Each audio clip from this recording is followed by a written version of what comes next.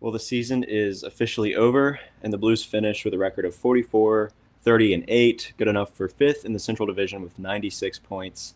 They also made the playoffs. That was a huge story of the year. Obviously, a huge success for the Blues and their retool or their whatever, as Doug Armstrong has now started calling it. But they earned the second wild card spot and took the President's Trophy winners, the Winnipeg Jets, to double overtime in Game 7. Obviously, a heartbreaking way to end this season, but overall, the season was a big success for the Blues. And so today, we'll be evaluating the Blues season by grading specific players and Blues personnel using a tier system: who did well, who underperformed, who exceeded expectations, and what can we expect for the players and personnel next season. We'll be talking about all that and more today on Note News.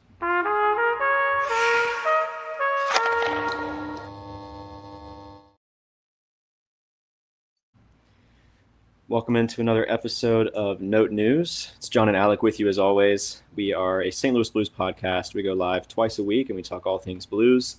And right now that's off-season content. So we'll be talking about the upcoming NHL draft. We'll be talking about free agency, which comes up later this summer, trade rumors, extensions, all that good stuff. We already started that discussion. So if you want to get an off-season sort of preview, look at the Blues roster, then check out our last episode. But there's a lot more to come, and so if you're interested in off-season content and interested in the Blues in general, then please subscribe to our YouTube channel. Hit that button if you haven't already. That's really the best way to help us out. Like this video as well, that helps. And then if you're listening on audio, following, rating, and reviewing the podcast is a great way to help us out. That's one of the best things you can do for us, and so we appreciate those that have done that already. So yeah, definitely keep that coming. We're also on social media. We're on Instagram, Twitter, and TikTok at Note News Pod, and you can follow us over there. But Alec, how did you feel? I mean, this is something we've talked about, I think, for a few episodes now. Good season, right? It was a fun time. Good season. It was a really fun season, and a lot of good to happen in the season. Pretty much like most things that went right, could have gone right, did go right. Yeah, But there's definitely, that doesn't mean everyone's going to be A or S tier. There is some discussion to be had. So yeah, sure, it was a fun time. definitely. So as we said, today we're going to be grading Blues players and personnel, as well as a couple surprise people that Alec, I haven't told you about, but I think you'll enjoy. Anyways, as I said, the Blues finished 44, 30, and 8, 96 points, fifth in the Central, but it sure didn't feel like a fifth in the Central finish. That sort of, I guess, like fifth in the Central sounds like a disservice to what the Blues did this season. The Central's a really strong division. I think in another division they probably would have finished like third or fourth, something like that. Not points wise, but like, you know what I'm trying to say, like comparing sort of the strength of each division.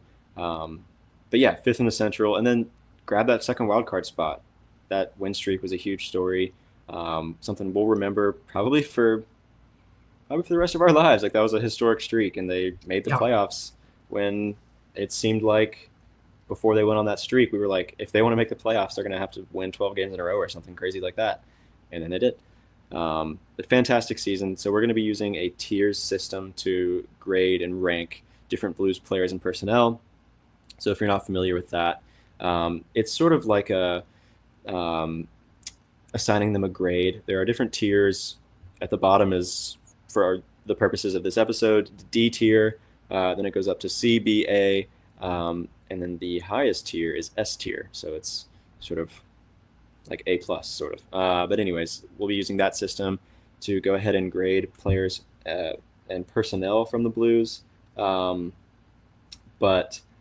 off the top, I think we should address something real quick. This Cam Fowler comment was pretty interesting. So today, there was a story on NHL.com, I think, where Fowler said he'd be willing to extend in St. Louis. He said, I'll just go ahead and read the quote here from him in the article. Those decisions and those conversations will have to be something we go through over the summer with Doug and the whole hockey ops group here, but I would love to be around as long as they'd like me here. I honestly can't say enough about this team, this city, and what it means to be a Blue, and what that means for the players and for the fans and the community. It's something I've really enjoyed. So, I mean, Fowler was the big acquisition mid-season for the Blues, came over and in a way, like him and Monty kind of saved the season. What he was able to do for sort of the stabilization of the defense was like you can't say enough about what Cam Fowler added to this team. What do you think about keeping him around? He's got one more year on his contract, so this time next year he'll be due for a new contract or he'll be a UFA. But what do you think about extending the Blues extending Fowler and keeping him around for I don't know a few more seasons? So with Cam Fowler, I'm definitely of two minds about this because on the one hand, it is very easy to say Cam Fowler was one of the trades of the year, one of the moves of the NHL and of the Blues season, and just absolutely like this team does not get to the heights that it does without Cam Fowler. His terrific play as a defenseman, and it's easy to see that and say, well, yeah, then you just want to extend him, right? And I could see a reason for that for sure. He is right now. He just finished up his age 33 season. I believe he has a late birthday though, so I am trying to double check that right now. But either way, that means he will be 34 for next season before he finishes up his contract. So you'll be signing him in his age 35 season. Now, for a defenseman and for a defense, well, okay, for a defenseman that matters a little bit less than like a forward. Um, Defensemen do take more of a beating, but also they're typically thought to be able to have better stamina because of the time on ice that they play. That could go either way. I mean, look at a guy like Torrey Krug retiring at 34, essentially forced into retirement. And maybe that could happen to Cam Fowler. But basically, like the thing with Cam Fowler, I think, is we've seen a similar story like this play out before with aging defensemen and Doug Armstrong in the Blues. Now, Yeah, I don't think Cam Fowler is nearly the same caliber as like Marco Scandella or Nick Leddy. That is to say, he is much, much better.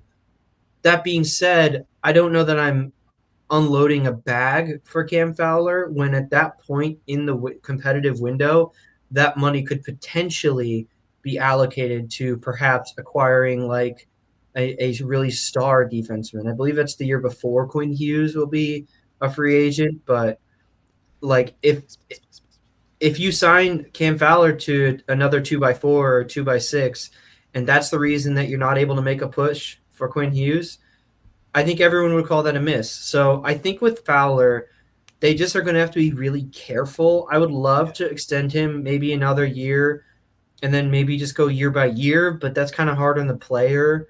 So it really it is going to come down to conversations between what they're willing to do. And I think Justin Falk's cap situation also is contingent on a lot of this. If you can clear Falk and get another top four guy, then I'd be fine giving Fowler 2 more years at like 5 million or something. But yeah, it is going to be interesting how they choose to handle it. And I'm not even sure what I would do. yeah.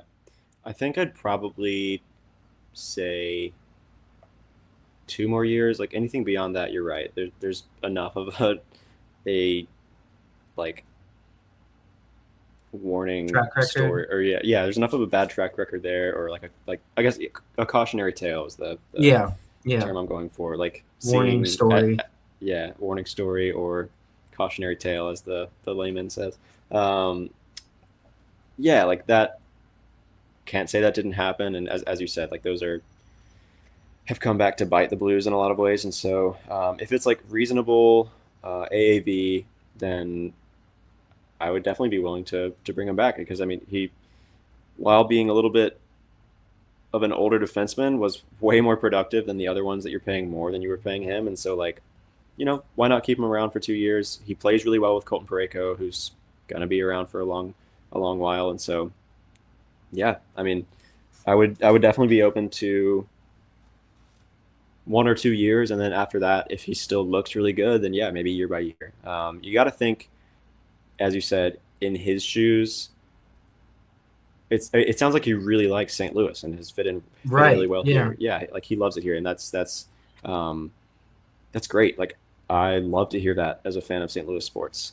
When an athlete comes over and falls in love with being a Blue or a Cardinal or something, I think that's fantastic. But for him and his family, if he can get longer term than the Blues are willing to give him, I'm sure like that's something he wouldn't say no to. Yeah. So you do kind of have to walk that line. But yeah, I think some like 2 years, 3 years is like a little bit too long, I think. But 2 years and then maybe some additional years, like another year or two, depending on how he looks. But yeah, I Mhm. mean, I Yep. love to hear it that a great player wants to stay. That's awesome. Right. Exactly. I Yeah, think that's just credit to the culture that they've built. for sure, for sure. Let's go ahead and get into this tier system then. I got to ask you. So we are the last time we did this was mid-season. We talked in February on February around February 10th or 9th or something like that to be exact. And that was mid-season. We have a few months of hockey since then. Do you want to include playoffs in these grades or just regular Ooh. season?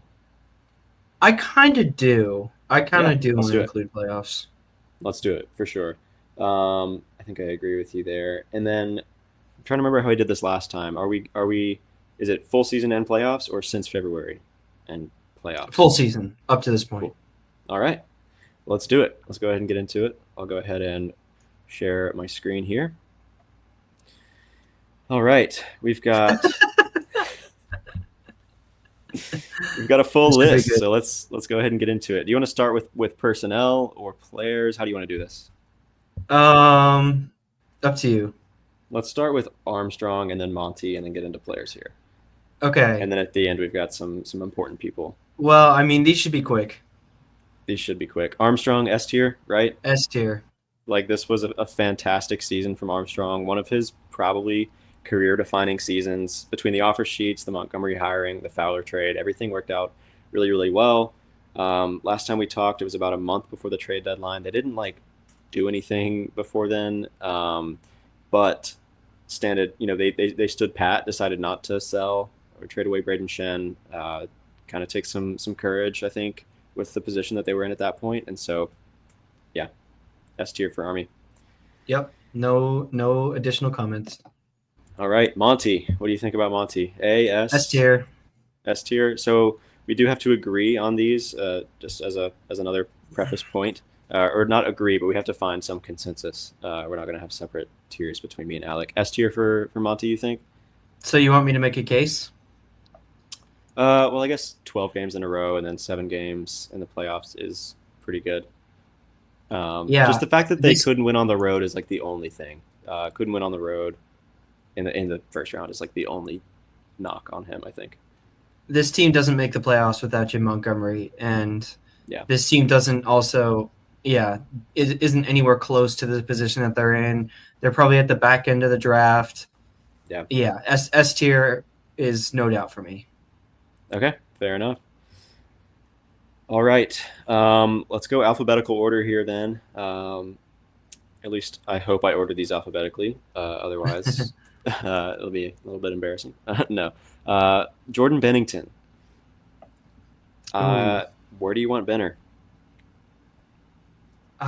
See, the narrative around Bennington this season has been really exciting for sure. He's definitely been a player of focus around the NHL, but Mm-hmm. I think more so for his like or more so for his like moments, like at the Four Nations or in the playoffs. His season end stats, he ended the year with a 900 save percentage. He ended the year 28 and 22, a 269 against average, and I don't believe he had any shutouts. Oh, he had 3 shutouts. My apologies. I Yeah, was I'm stoked gonna to have go him A in. tier. I'm gonna go A tier. I think A 56 tier? games at a 900 save percentage after his season numbers started really bad. Really stepped up when it mattered. Didn't lose the Blues. If we're including playoffs too, I think Yeah. I would go A Yeah. tier.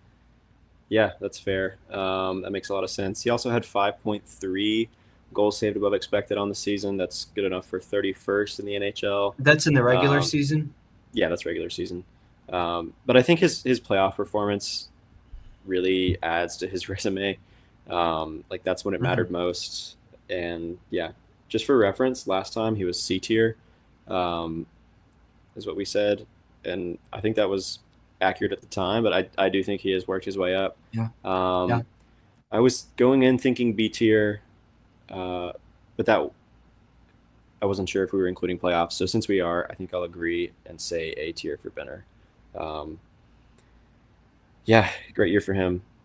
We Hmm. last time we did it was before Four Nations as well. So like, Oh, what a change in narrative. what a signature few months for Benner, huh? Like that's Yeah, that's a career. That could be a career defining stretch. for sure. Yeah, loved it from him. Hmm. Also, for reference, Armstrong and Monty were both A tier last time, so they have also raised their stock in our minds. Okay, Zach Bolduc, who last time we Ooh, had as a B tier player. Um, like where do you want to honestly, go with this one? so after after predicting that he would absolutely and unequivocally score in the first round of the playoffs, Alec, I think you got to take the L on that one. I think he was the only skater that didn't score. um, I'm just giving you a hard time, but he finished No. Texier, Letty, and Suter didn't have goals. okay. There was one game where he was like, okay, yeah, you're right. There was one game where he was the He only didn't register a skater point. that hadn't had a goal or something, or maybe Okay. something like that. I don't know, but he didn't score.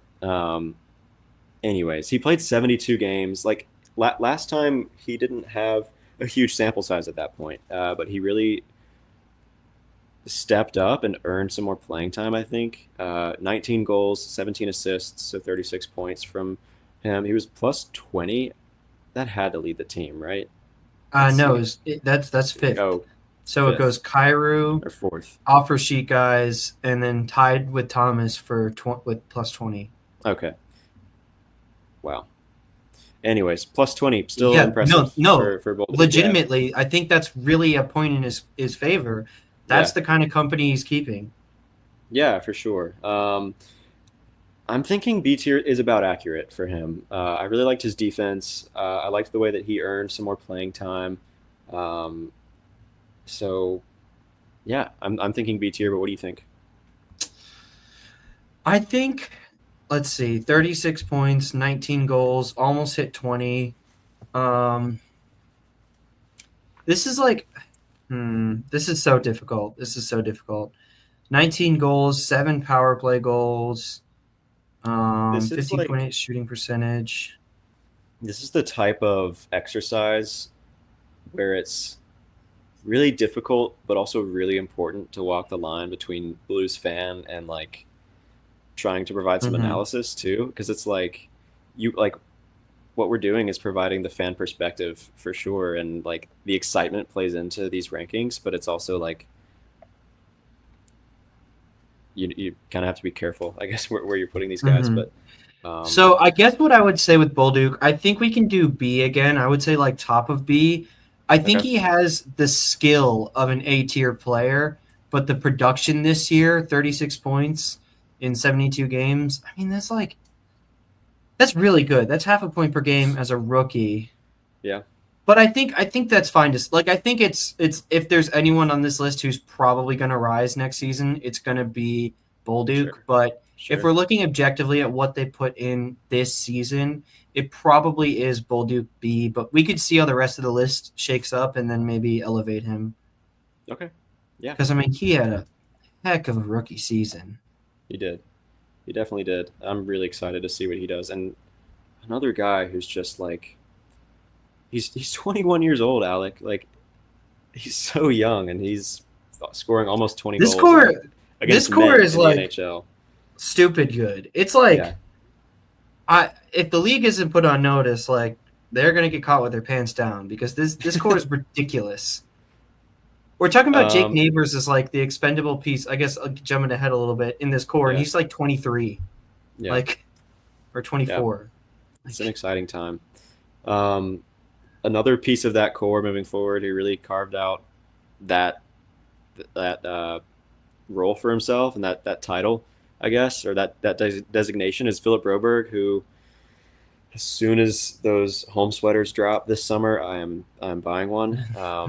Pro- Not probably. He's my new favorite blue. I've been like saying might be all year, but let's face it, he is my new favorite player.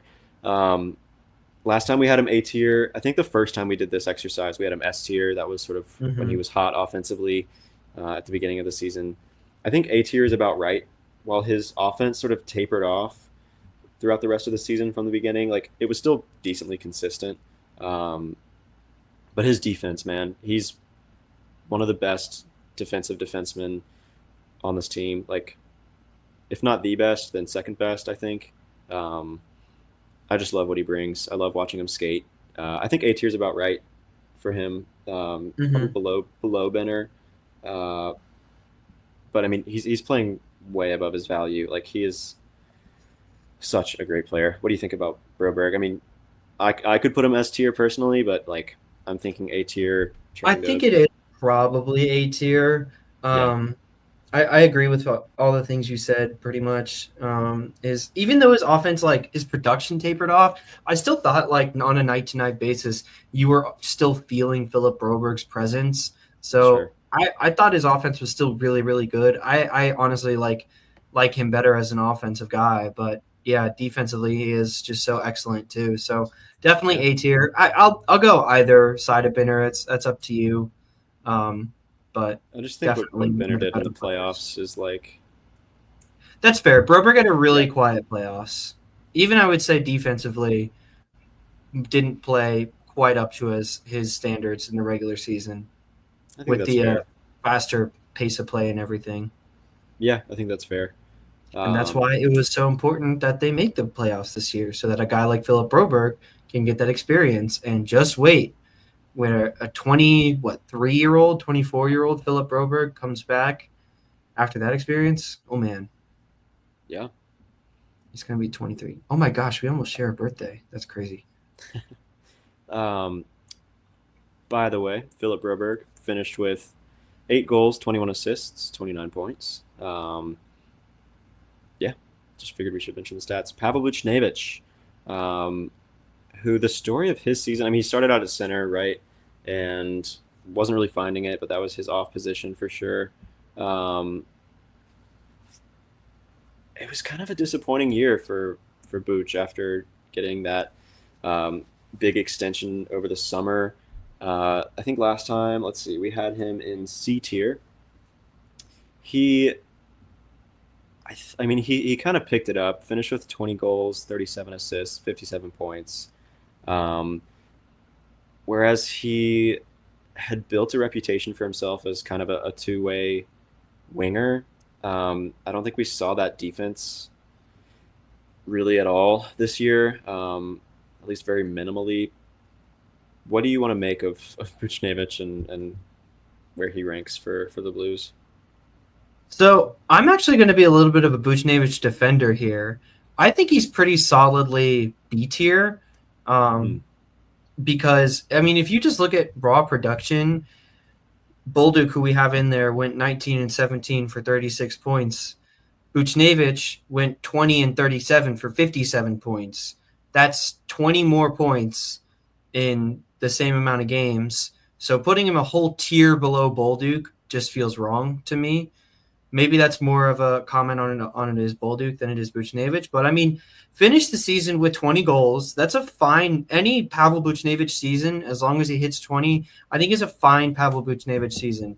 Almost got to 60 points. That's still pretty good. Maybe not $8 million good, but first year of a new contract. Tried him out as a center. It was weird times going on. I don't necessarily fault him, and still 57 points is a very productive, good sort of supplementary piece to have. And the other thing you have to think about with Buchnevich is they sort of used him, and I'm going to use this term loosely here, but like a swingman, like in Yeah, baseball, how you have like a pitcher who sometimes is bullpen, sometimes is starting.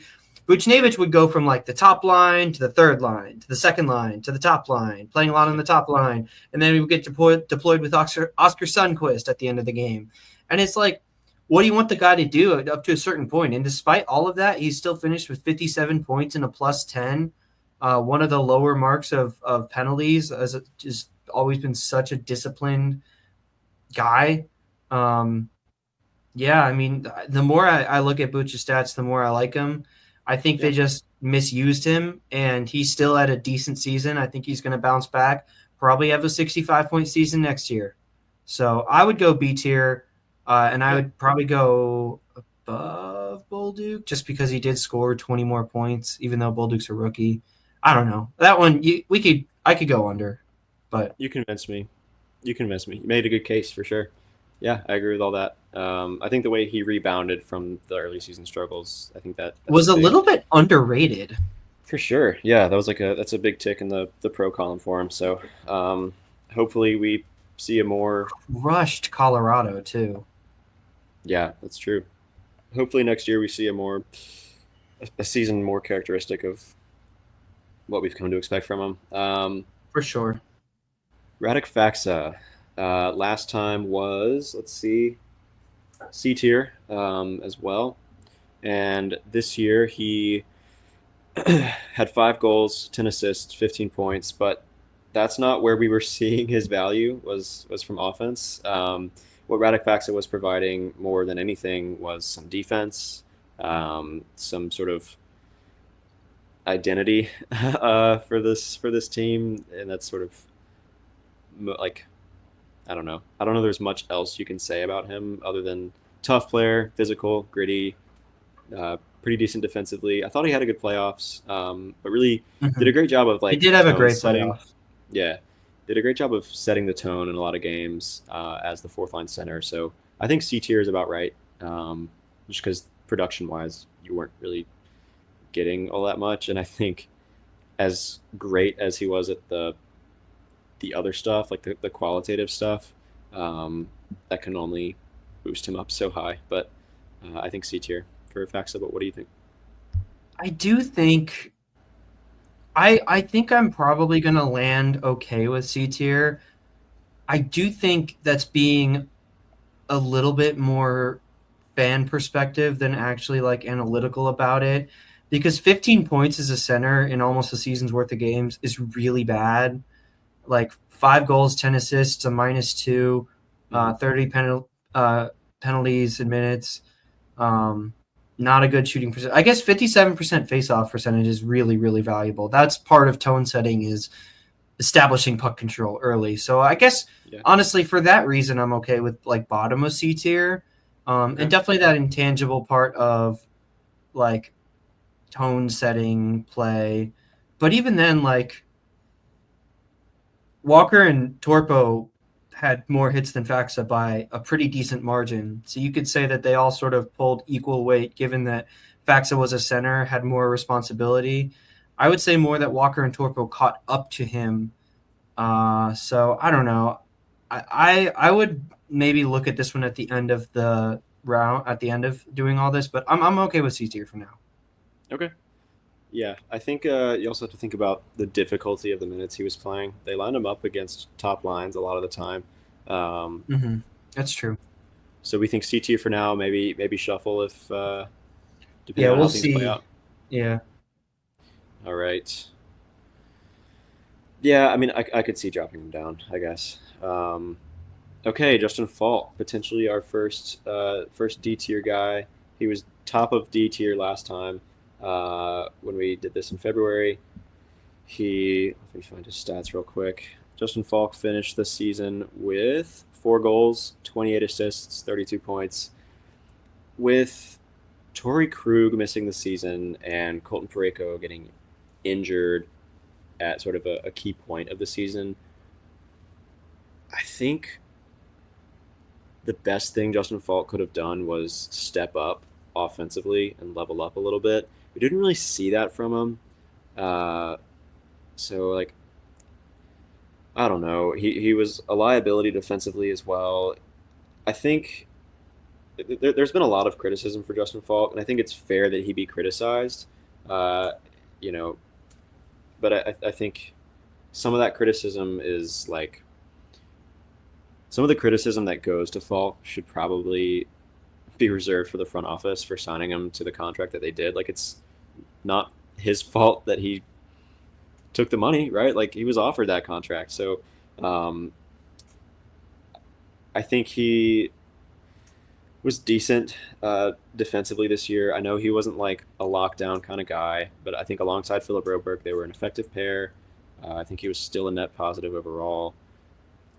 Would I like him on my team long term? No, that's not what that's not what we're doing here. Um, what do you want to do with Justin Falk? Do you want to keep him in D tier?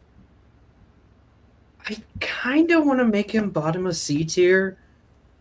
I'm just thinking about who we're going to have in D tier. And like you said, Broberg and Falk as a pair, and maybe this isn't totally fair, but Broberg and Falk as a pair were good enough, unlike a certain other veteran defenseman who, like, anytime he was on the ice, was a net negative. I don't think Justin Falk was just always a net negative. He was still, like, making nice passes in transition when he wasn't over skating with the puck and, like, doing some stuff. Had a pretty good amount of blocks too.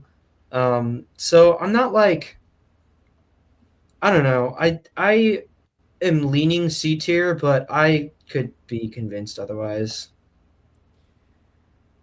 Yeah, I mean, had the second most, no, third most blocks on the team by one. Um, I don't know. C tier seems a little high. We can maybe elevate him. I don't know. Like, I really don't know what to make of Justin Falk. We can go bottom of C for now. He I had think if we less. had him He top had of D last time, then I think he maybe earned that one like one slot jump to bottom of C. he had fewer giveaways than Philip Broberg. How dare you? Fake news. Reading a weeb Uh, stat sheet. okay, bottom of C then. I Above. think bottom of C for now, and then we'll reassess. Okay, Honestly, like I think D tier is going to be pretty thin. I just don't that's think, like, interesting. given how the Blues season went, there are that many players that I'm like, you are terrible and a liability. And like, There's a couple there at the end that you'll see might go to D tier. well, I happen to Anyways, be blind, so okay, Cam Fowler is next. We talked about him at the top a little bit, but had a great year. The big acquisition, as I said, midseason for the Blues. Finished eighth on the team in points. I guess tied for second on the team in points with 36. Had 9 goals and 27 assists. Obviously, some of those, what was it, like 4 assists he got in Anaheim before coming over. So most of that he had as a Blue this year, almost all of it. Um, Played great on the top pair with Colton Parayko. Let me pull up where we had him last time. Um, Apologies for the delay. Okay, we had him B tier last time, sort of towards the top, but around the middle of B tier. Um, what do you think? Cam Fowler, I don't know. I feel like he could have earned his way up to A tier. Especially, okay, yeah, no, it's got to be A tier because he had an it's got to amazing be A first tier. round. He had an Yep, amazing first round. Okay, yep, probably exactly a. what I was thinking. Do you want to put him above Broberg? I don't think so because I think the totality of season. But if you He want, had a if you better want, year than Broberg. okay, I'm Yeah, okay with that. I'm okay with that. he had a better year, sort of like definitely a better I year mean, offensively yeah, and but I don't know an about amazing defensively. playoff. Yeah, I mean, yeah, defensively, no, he's nowhere near as good as Philip Broberg, but I think he single handedly like won them a game, maybe two, uh, in the playoffs, and so I think A tier. Um, yeah. yeah, Agree. That playoff was like quite literally historic. Like never seen yeah, before type right, historic. for sure. Um, they're only paying $4 million of his contract, right? I think he's like making six and a Hmm. half, but I think the Ducks retain 2.5. That's crazy. We got some comments in the chat. Have to extend Fowler. Fowler might finally fill the top pairing.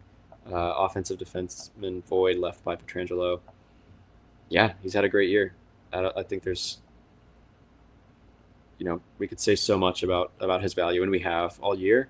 Um, we talked at the top about should they extend him, and for those that may have missed that, we said um, 2 years for like at most, maybe 1 year.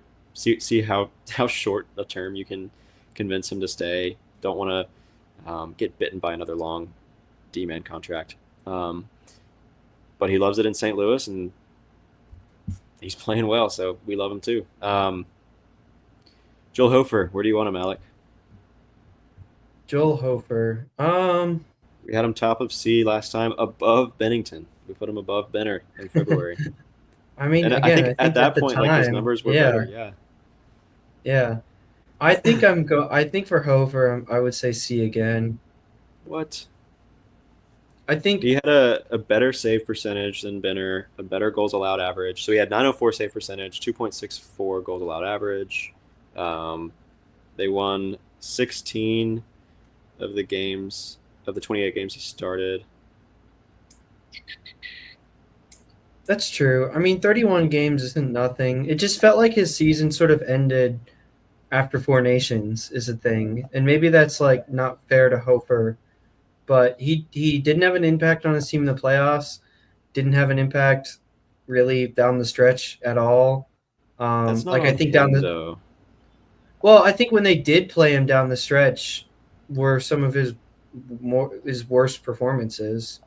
Looking at his numbers here, his last appearance was April 7th at Winnipeg. Mm-hmm. Um, saved 20, 23 23. of 25 shots, a 920 save percentage. Before that, allowed 4, but they got the win over Pittsburgh in OT.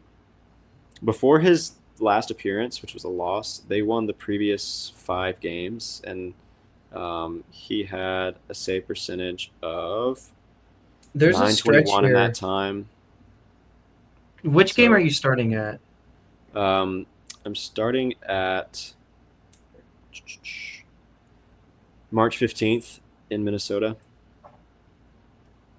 Okay, because if you look at like, I mean, you can even take that back to Pittsburgh, the loss, because Yeah, he allowed 0 goals in that. Or wait, how long do you play? Oh, 10 minutes. Never mind. Ignore that.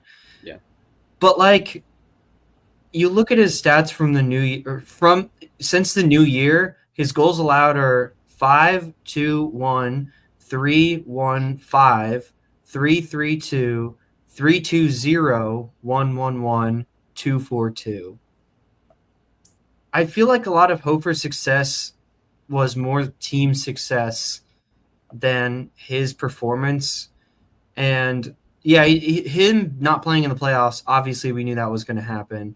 Hmm. But I still think when he was asked to step up, you could say at the start of the streak, he did definitely have some good performances, stopping only allowing 1 goal at Minnesota, Nashville, and Chicago. But that's also 2 of the bottom 4 teams, and then allowed 4 goals to the Penguins and had a couple 5 goals in there.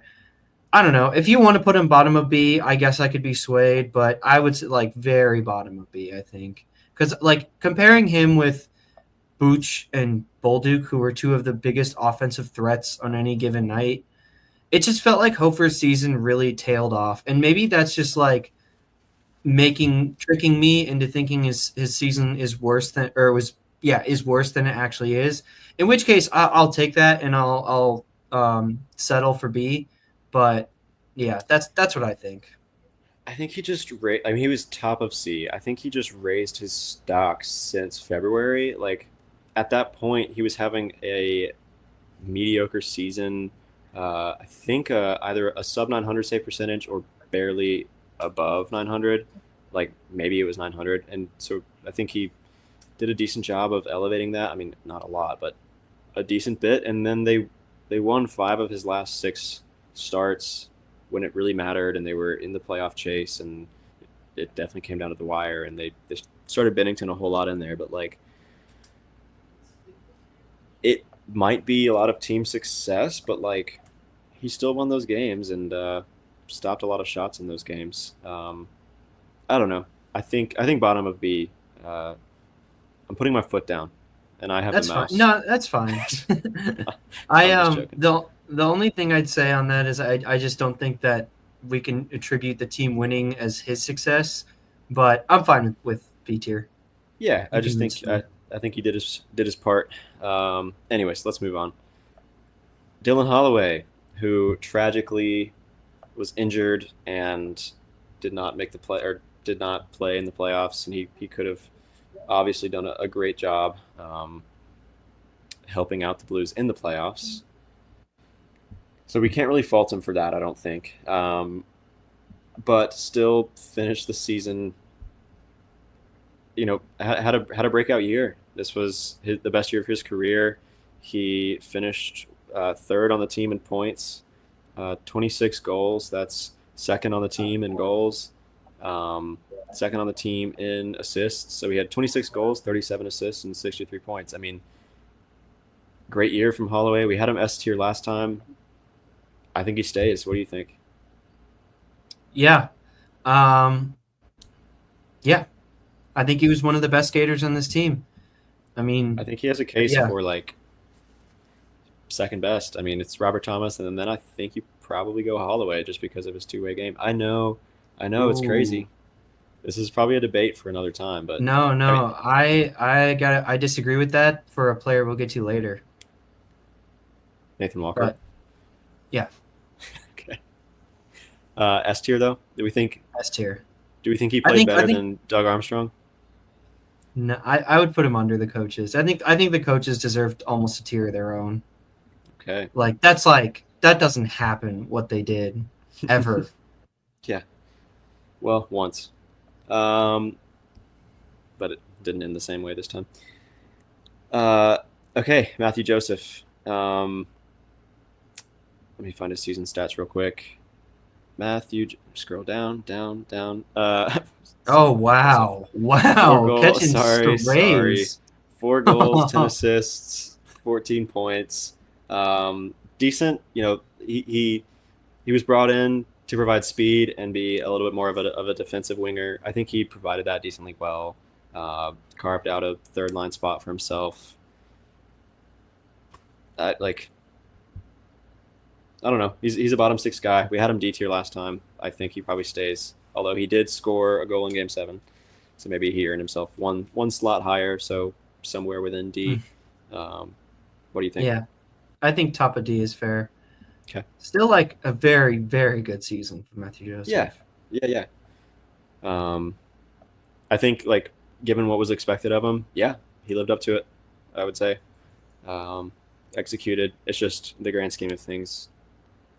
I mean, he's kind of a very replacement level hockey player. Exactly. Matthew Kessel, D tier. I mean, Yeah, I didn't think play probably much, didn't produce really anything.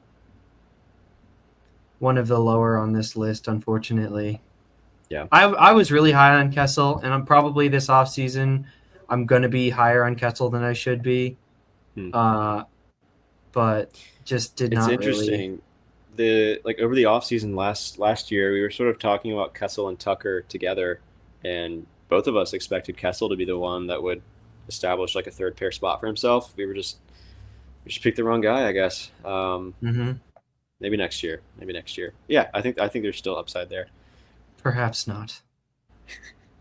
Okay, Jordan Kyrou led the team in goals. We had this discussion John, last time. let me. Hit it.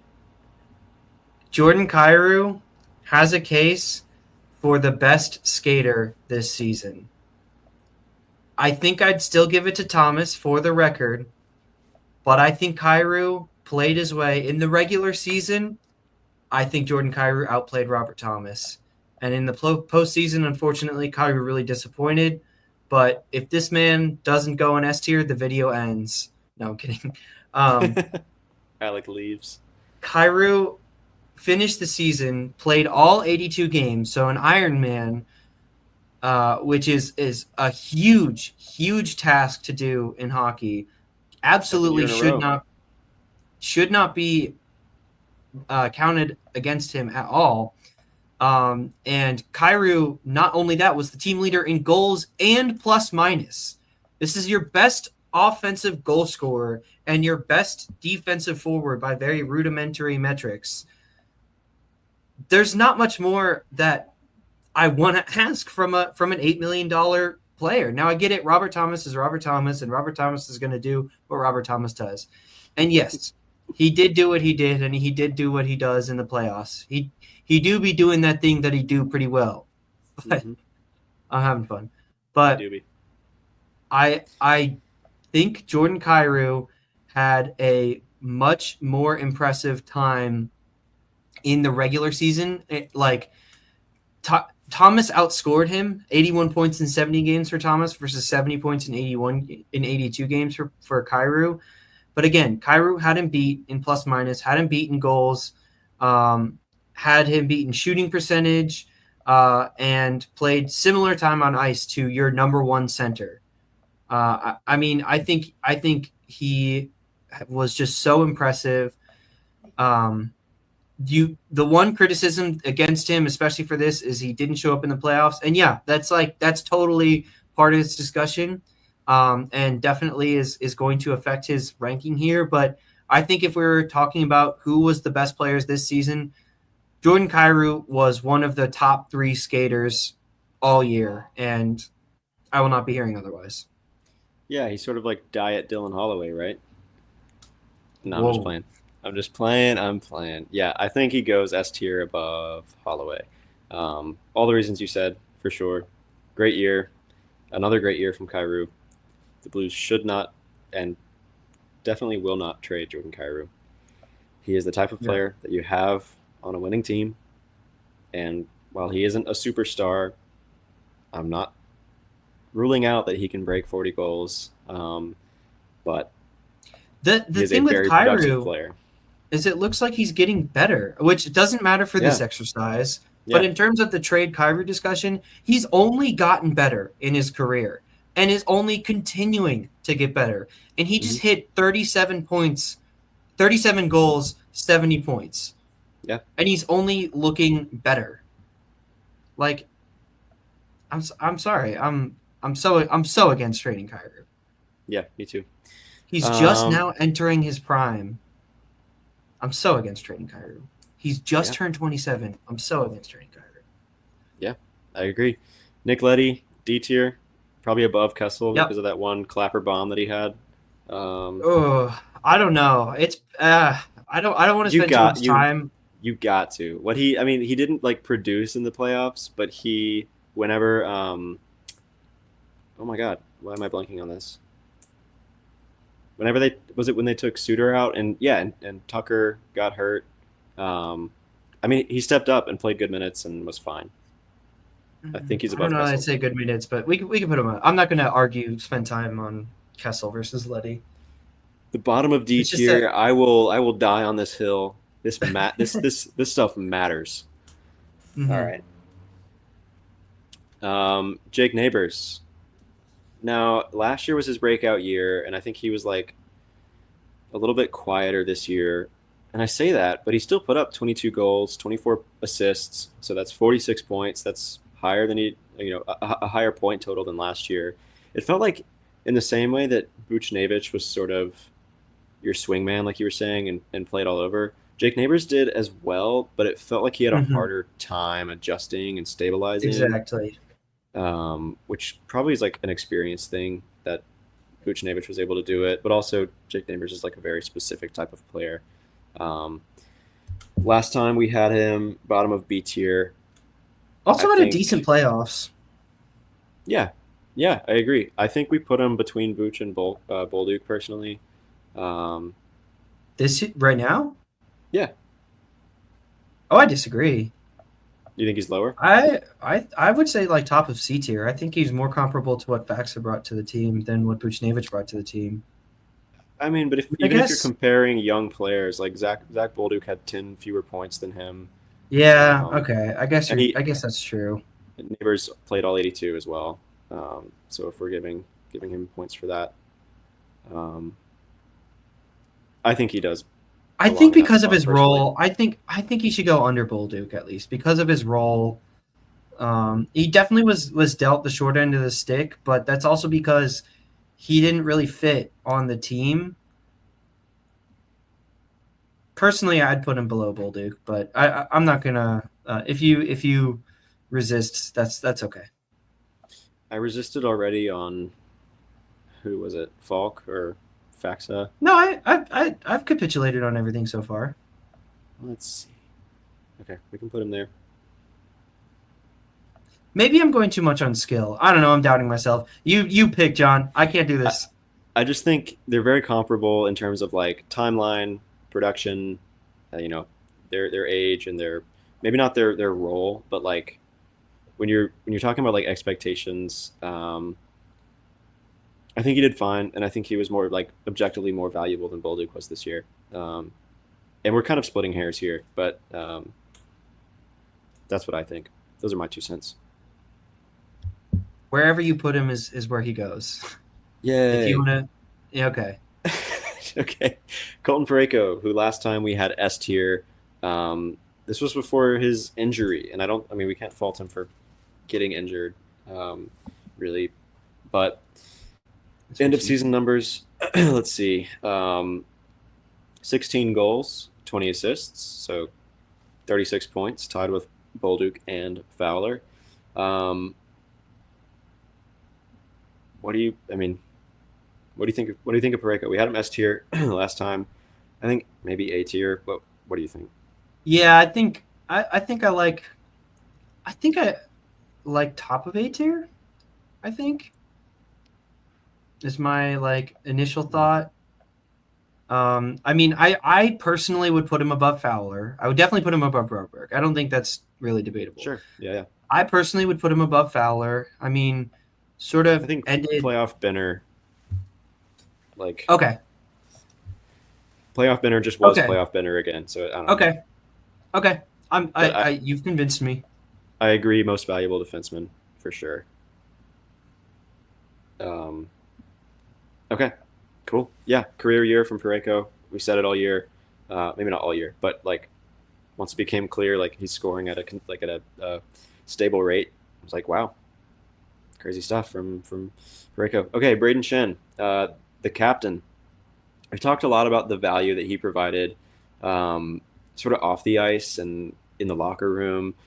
Um, that's more of that qualitative stuff. But he finished fifth on the team in points with 50, so that's 18 goals and 32 assists. Not like a resurgent year like late in his career or anything, but bounced back up from a sort of more down year last year.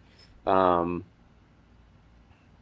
Last time we had him B tier, I believe. Let me double check. Yeah, top of B. I think I think I could see him in A tier this time. I think he had a rough start to the playoffs. Just kind of was a wrecking ball, and that like wasn't playing a lot of hockey. Um, just kind of out there to hit and stuff like that. But I mean, he had a great year, and I think the like what he did for the team's mentality and their identity is really valuable. So I think A tier somewhere, maybe bottom of A or above Broberg, or I don't know. What do you think? Maybe below Broberg. I mean, Broberg was like added a lot of value to this team. I don't know. I could see I'm really struggling with this one. I could see B or A. Like this is one where you'll have to sway me because I don't have strong feelings. My initial lean is kind of towards B, Okay. just production wise, but Hmm. definitely, like you said, there's an intangible aspect. Had a moment in the playoff, but so did Buchnevich. Broberg didn't. Broberg had a Buchnevich had better that regular Hattie. season. Yeah. Did I say Buchnevich didn't? No, you just said he Right. he had a good playoff. I was just Yeah. He just Buchnevich did expounding. have a moment. Yeah. Okay. Um, man, this is so difficult. You want to go top of B? Yeah. I think that's what I like. How does that feel? How does that feel in your heart? I feel at peace. Okay. Okay. Get get. Okay, there we go. Technical difficulties. All right. The rookie, the man S in himself, my heart. This is number my Philip 21. Broberg. There you go. Jimmy Snuggerud got called up. James P. Didn't Snuggerud. James P. Snuggerud. I'm sorry. That got me. You're gonna have to take it. Well, Jim Bob Hockey Man had a pretty underwhelming regular season. Only played in 7 games. Tallied. I lied. What I just said was a lie. It was wrong. He went 4 points in 7 games. That's half a point per game pace. That is excellent. It just didn't really feel as exciting as it was. But boy, this Jimmy Hockey can play hockey. He only put up 4 points, but had a pretty good playoffs too. I think he scored 2 goals and like 4 or 5 points in the playoffs, if I'm not mistaken. Oh, we got it here. Yeah, 2 goals, 2 assists. Well, that's my GOAT, so of course I got that on lock. I mean, I think for James Athen here, I don't know. He just didn't really have that much of an impact on the season, so I think I would lean C. I think I'd lean top of C. Between him and Faxa, like Faxa played the whole year, so unfortunately, I think we have to put him under Faxa. Mm-hmm. But I think you gotta put him under for that Falk, reason, too. yeah, I think for that, for that same reason. But he's not D. Like, no, I mean, like he the greatest really hockey good. player of all time. So exactly, that boy nice. That boy nice. James P. Hockey looked really good, and the limited, like he didn't have the opportunity to like outperform those guys. I think if he played all year, he would have. Honestly, he looked really, really good, especially in the playoffs. Just like we've said it a lot. We don't have to really get into it, but he looked ready and really composed, really poised out there. Even in the little moments on the bench or in a like a scrum or whatever, or while being interviewed, just looked ready for the moment. And I think flashed a little more playmaking ability than we expected him to have. So, yeah, I think this is a good spot for him.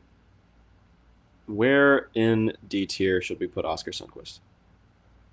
Let's just Top. cut right to the chase. He was really good defensively down the stretch and played center minutes. Top of D. And it's like, honestly, like, I think that's just the difference in team we're talking about. That, like, I was really satisfied with Sundqvist in the playoffs and in the regular season. Sure. And he's going at the top of D tier. Like, that's D tier does not mean you are bad at hockey. It just means you had comparatively less of an impact on this season. But I still really was happy with Sundqvist. So I just think, like, the caliber of team that this Blues organization has become, spoilers maybe for a few picks up coming up here, but so cool. Yeah, agreed. Yeah, I think his value comes from his defense, and he executed there. Scored a goal on Connor Hellebuck in the playoffs while he was at it. So Ryan Suter, yeah, for sure. Ryan Suter earned those bonuses. He earned those bonuses in a year where we thought he would not. And that this would be kind of a nothing ad, and I guess that's on us. You know, the aged, rugged veteran will persist. He's running on sheer spite out there, I think. Spite for who, though? He seems just like for the criticism of his contracts. I guess Minnesota fans, I guess. We had him C tier last time. I think, like, beyond just production, which admittedly wasn't a lot. Let me see. You want points? We have no points.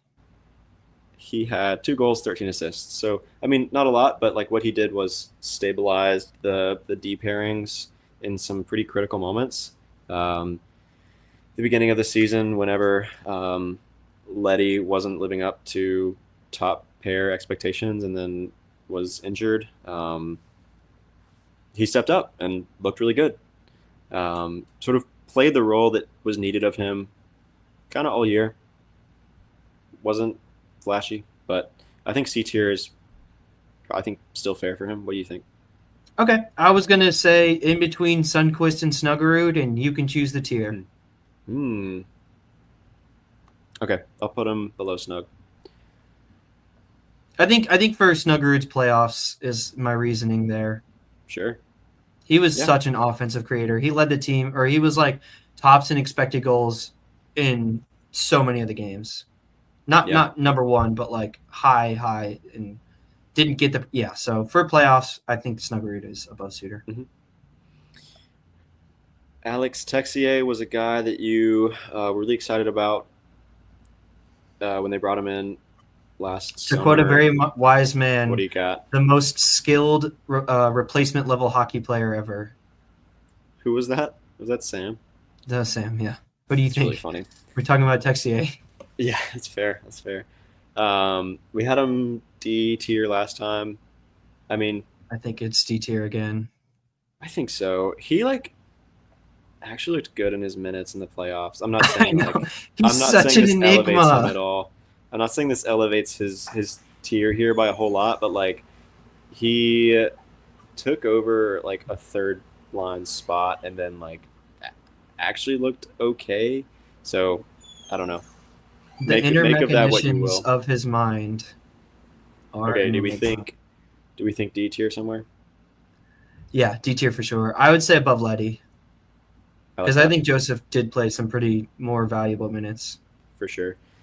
All right, Robert Thomas. What do we think? D tier. Uh, so if you Right. compare his and Zach Bolduc's stats, I mean, um, I mean, he's clearly the most valuable player, right? yep, yep. Future captain, Future captain, statue guy, uh, Conn Smythe. 21 goals, 60 assists, 81 points. Honestly, I think he could win. I think he could.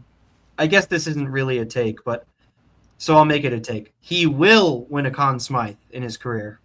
Sheesh. I love it. I love that. Not like we're not we're not debating over his spot in this because it's set for sure. But just to like give him his flowers a little bit more, he like following up on last season with this season, just doing it again. I think he's sort of starting to prove that he will be one of the greatest Blues ever, right?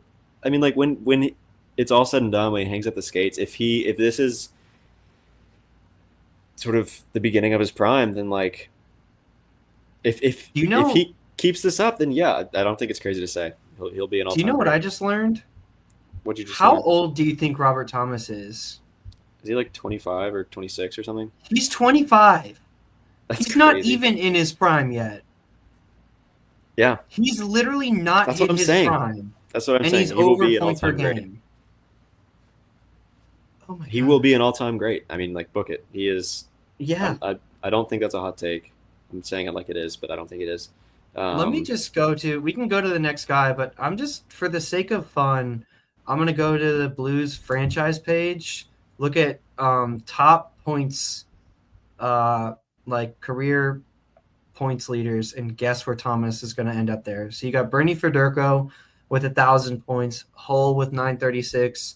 Then it's Suter, Unger, and Tarasenko, who are 500, 600. I mean, Thomas right now. he's I mean, got he's going to be. 396. Is he going to be a Blue his whole career? You gotta think he is.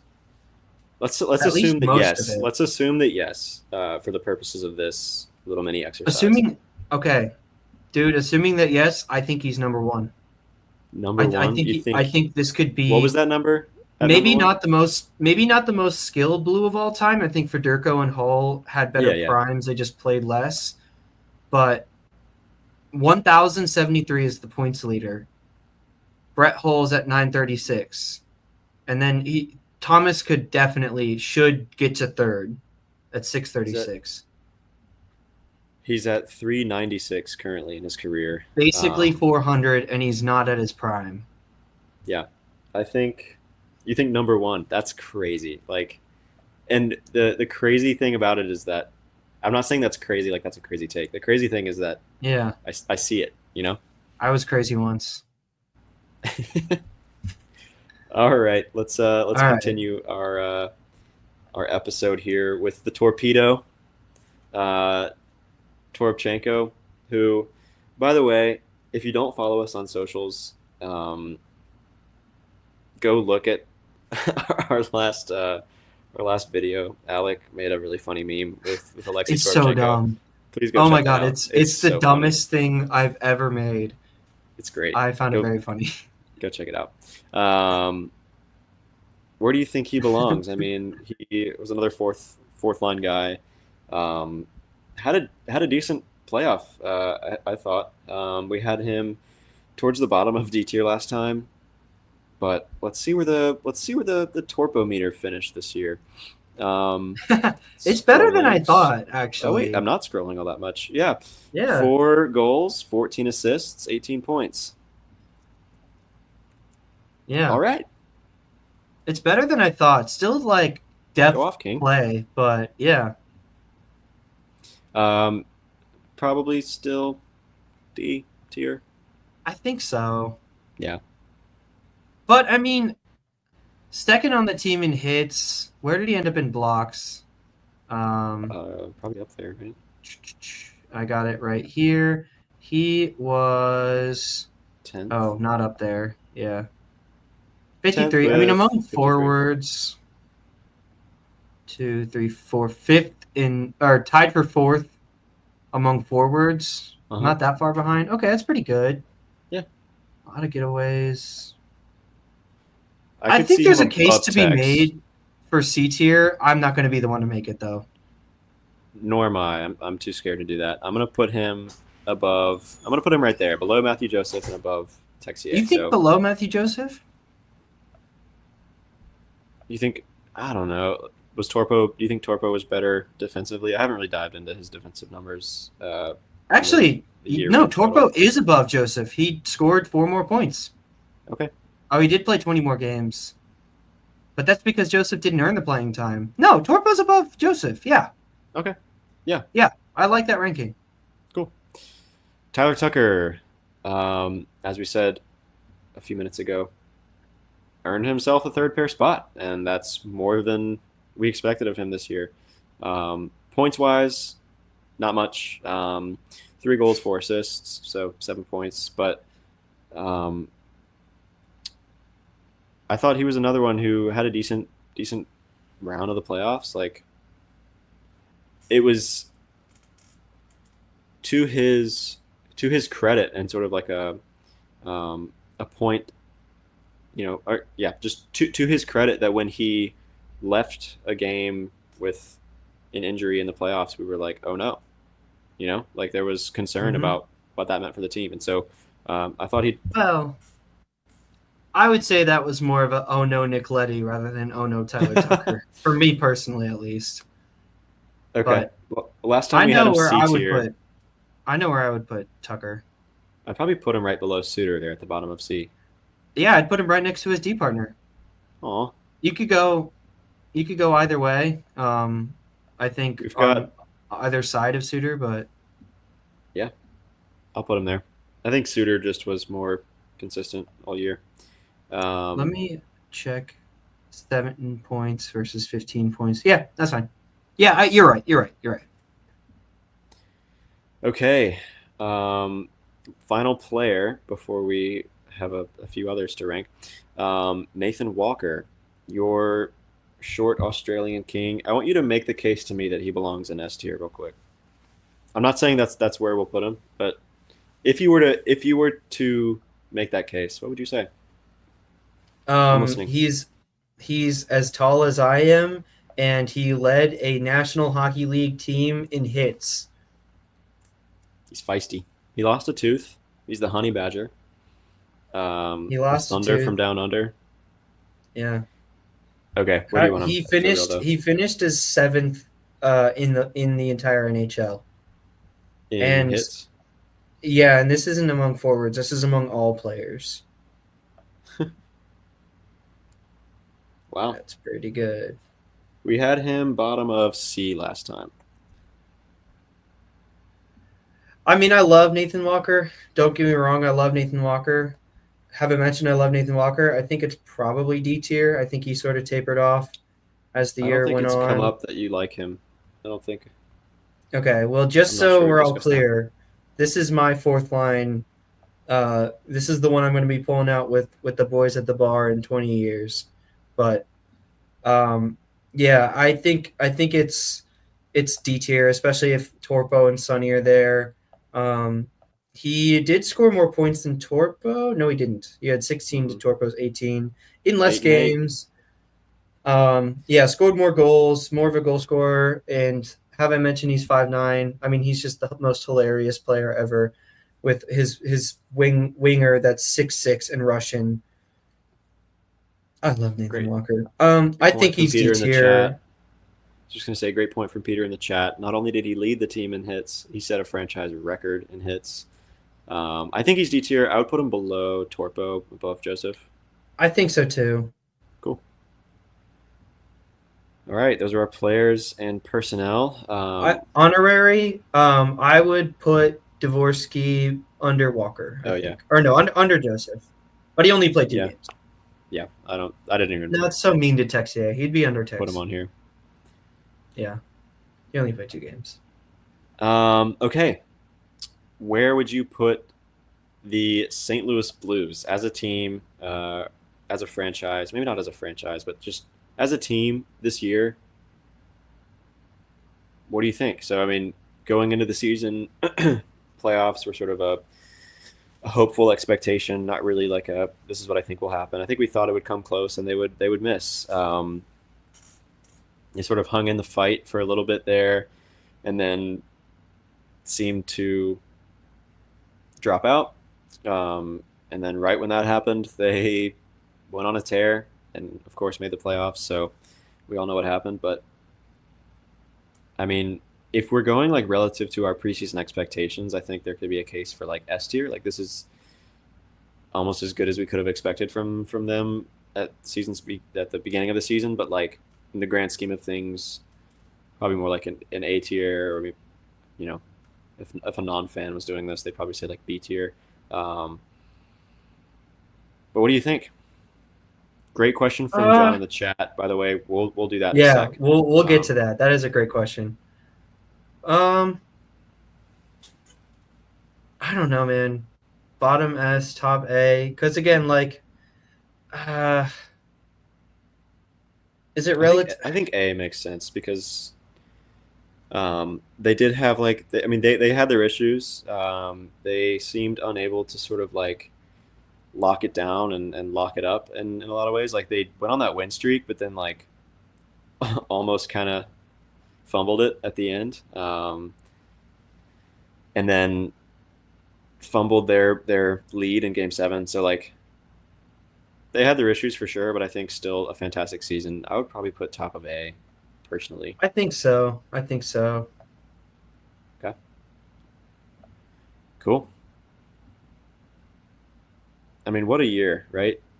I'll Hmm. remember this. I mean, kind of like an all timer, I think, as a season.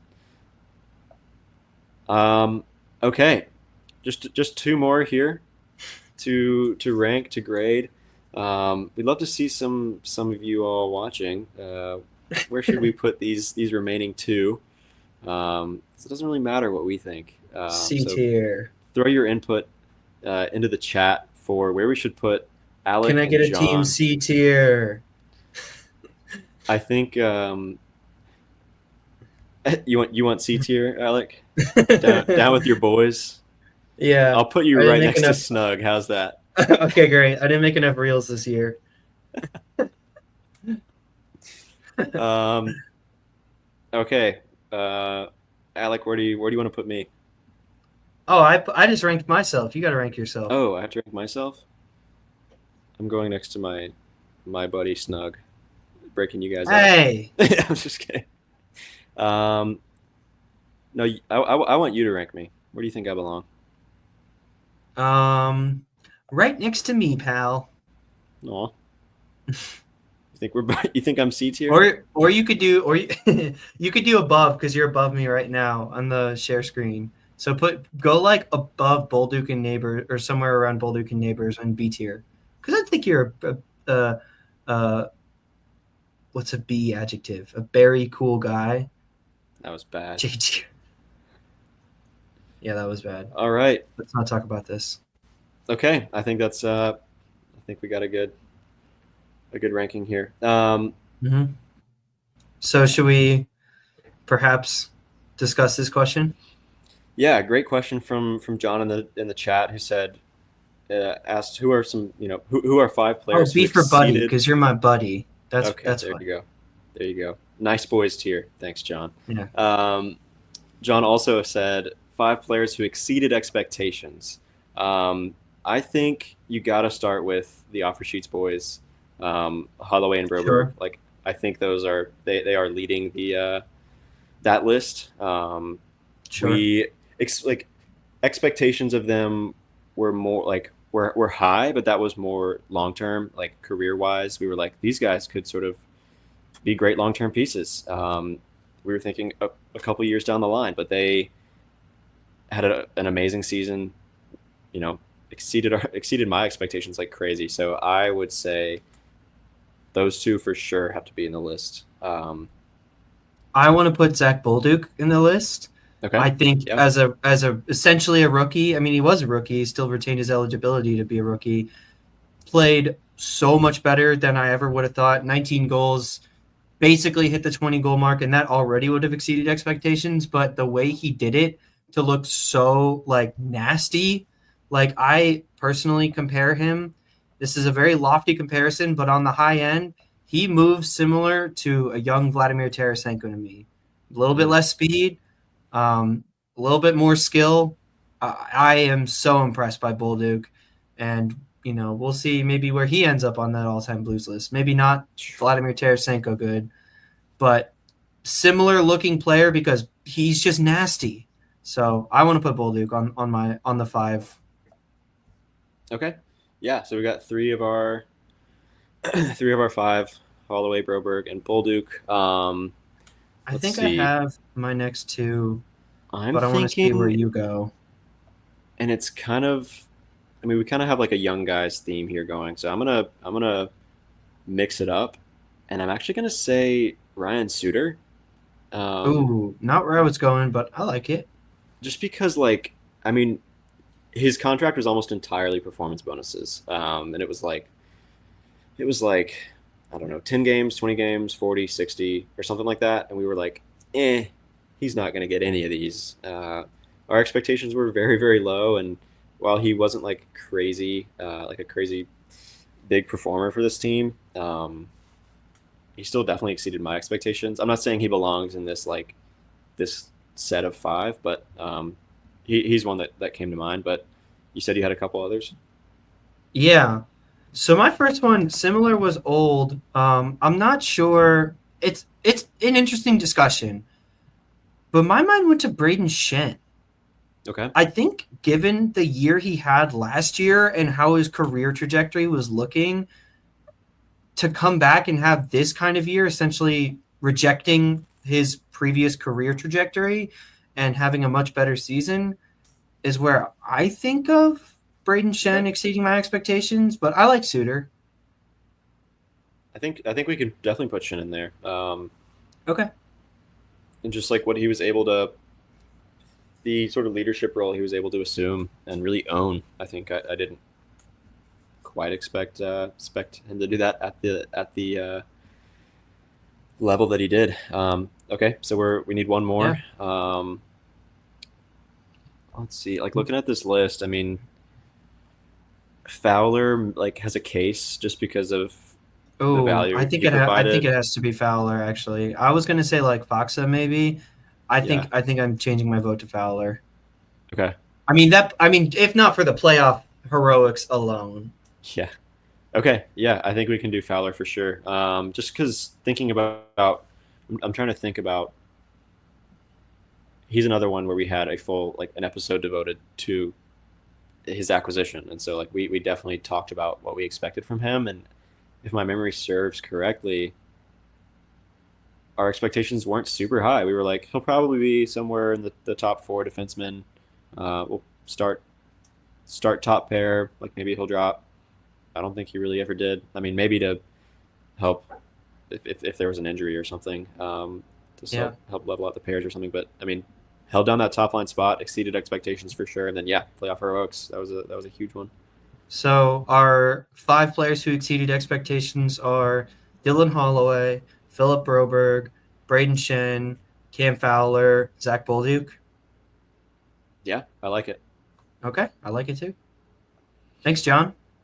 Yeah, John appreciate in the the question. chat.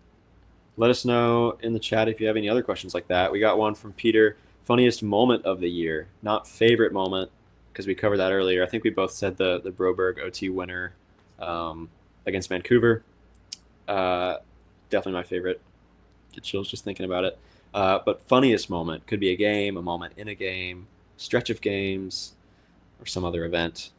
I got a Do you have couple. anything that? What do you got? What do you got? Well, funniest note news moment has to go to the Torpo meter. Personally, Yeah, I could yeah, barely keep it together after that that was a episode, good and one. then we turned off the cameras and did not keep it together. Yeah, That's that was a funny. sort of you had to be there to get it moment, I guess. But Yeah, that was a good one. maybe we can explain now. We have little bit bigger following. So John was talking about Toropchenko, and he was like, "How's he doing this year? Let's see. His stats are 1 point." And just the delivery and everything was so funny that we started laughing and we could Yeah, not stop. So we had to like cut the episode and just died. But that was too good. that's the funniest note news. Oh, the neighbor's header is That's a really great good. one. That's a That's great one. really good. Thanks, Peter, for that. My funniest on ice moment is when 2 Jets tried to Yes. Is get this the Nathan snug? Walker. Or no? Yeah, yeah. No, it was Was it? Snugger did the same thing actually, Okay, okay, but okay. the Walker one was more slapsticky. Yeah, Where 2 Jets, I think it was Luke Shen and someone else, maybe Stanley, were like converging on Nathan Walker, and he was so small that he just ducked down a little bit, and they crunched each other, and he yeah, just like a mouse like scurried away. That was really yeah, funny, and then also I like it was funny as in I was just so elated was the Winter Classic. I was laughing, but I mean that was just awesome and hilarious. And the train ride home was something special. If you know, you know. yeah. If the in the Winter Classic, just the fact that Shin and was it Felino were just Yeah, like, you want to fight? Yeah, why not? yeah. Like we're never gonna get a chance to fight in a setting like this again. So I thought Do you that was pretty remember? funny. Do you remember when Tyler Tucker was supposed to fight with someone, and Yes, then that's a one great one. That's a Shen great won one. the face off, ripped it Yeah. back to him, and Tucker was like, "All right, I'll fight, but let me just rip this real quick," and scored. Was that That against the was hilarious. Wild too? I think that was against the Wild, I and think so. the guy that he agreed to fight dropped the gloves, and Tucker didn't because he had to rip in a slap shot and score. And he had Yeah, no that's a great intention of one. scoring that, but yeah. Well, maybe not no intention, but yeah. Um, Neighbors header yeah. is a great one. Peter, that's a great pull from Peter. When Neighbors Mhm. hit it off his head. Another like funny one, but maybe not funny, but just kind of crazy and impressive was that like 3-person bat Yes. around where it like Hmm. Thomas was the one I think that put it away, but it was like started behind the goal and like bounced off of 3 guys' sticks in the air and it was like a baseball or Hmm. not even. It was like a ping pong shot or something. It was crazy. Yeah. Just the skill that these guys have is crazy to watch. And then another Yeah. one And then from Peter in terms of like a funny note news moment. This is like an all-time classic note news moment, and if you don't know what we're talking about, I think the video is pinned on our Instagram and our TikTok accounts. The oh, storm episode where we were recording last summer, and there was a huge thunderstorm right over my apartment. The power cut out, and Alec carried on like a pro. But the thunder, it like was the thunder it got was so loud, the lights flickered. progressively Yeah, getting so louder funny. and then cut your internet. And the also shout out everyone in the chat saying Hellebuck getting pulled 3 times on the road. That was pretty Yeah, funny. That was pretty fun. yeah, yeah. I mean the another funny one. I mean we've said a lot, but like Armstrong doing the double offer sheets, like right after Stan Bowman was hired as GM of the Oilers. Um, like you got to give him, and then like following it up with that amazing comment, like because Ken Holland was the former GM of the Oilers, who's Army's buddy, I guess, and they were like, "Would you have done this to Ken Holland?" And he was like, "I would do it. I would do it to my own mother if it would make the Blues better." Like just an all timer from Army, and then just the timing of that move itself was really funny as well. Mm-hmm. You got Yeah. any others? Any last ones? I don't think so. I guess Jobu's getting some love in the chat. Jobu. Yeah, But yeah, some funny moments. Great season. great season for sure. We're already running pretty long, so I think we'll close it out there. But yeah, thanks for sticking through this great season with us. We're I gonna. do have one. Oh, what you got? What you got? What you Four got? Nations. Describe the Kachuk brothers in one word from Oh my Bennington. gosh. One of the fun. I was dying at that soundbite. If you haven't seen it, I'm not going to spoil it. Just go look it up. Describe the That's a good Kachuk brothers in one word from Bennington. I was Yeah. laughing so hard at that. That's my That's a good last one. one. We That's can a good end one. it there. Yeah. But yeah, I was just saying thanks to everyone for sticking with us through this season. There's a lot more to come. We're really excited for this off season and for next season as well. So if you're you know, a big fan of the Blues and want to keep up with them through the off season, we're going to continue to provide some great off season content for you. Episodes twice a week most weeks when we can swing it. Usually one midweek and usually one on the weekend or sometime around then. So we'd love for you to continue to join us. We'll live stream every single one. So be sure to never miss an episode. I think next time we will talk about some goals we would like the Blues to accomplish this offseason, whether it's acquiring a specific player or filling a specific role. We'll get into some of that speculative talk when it comes to what we want the Blues to do this season, who we want them to target, all that good stuff. And I want to tease too. We have some pretty fun ideas for some new stuff on the channel and just Yeah. content wise on our socials too. So keep it tuned in to everything that we do because we're going to be diversifying our content a decent bit coming into this off season. So Yeah. we'll get you covered with Blues content as much as we can and in any way we can. But thanks for your support, especially on this super long episode. Yeah, Yeah. this was a marathon here, but thanks to everyone for tuning in. Yeah, as Alex said, please tune in on all that great content that is to come. And the best way to do that and to stay tuned is to subscribe to our YouTube channel if you haven't already. It's the best way to help us out. Like this video, follow, rate, review wherever you listen, Spotify and Apple, and then follow us at Note News Pod on Instagram, Twitter, and TikTok, where we post a lot of other great content as well. So thanks for tuning in. We'll see you next time. And as always, let's Let's go go Blues. Blues.